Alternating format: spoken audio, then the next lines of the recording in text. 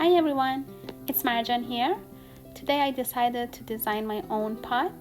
Whenever I go shopping for pots and planters, I wish I could find something that is in my style.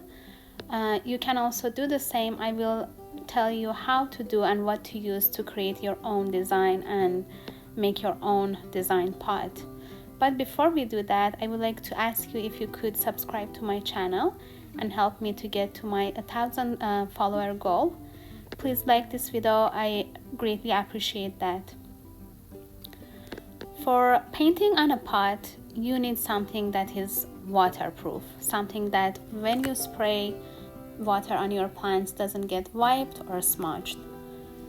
This is why I'm using alcohol ink, which is waterproof and has a watercolor effect to it that I really love. I'm using the color blue and pink only. I'm mixing them a little bit.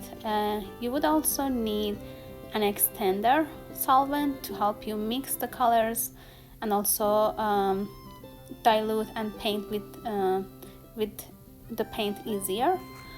List of the materials are in the description. Now you can buy your own white pots and make your own stylish pots.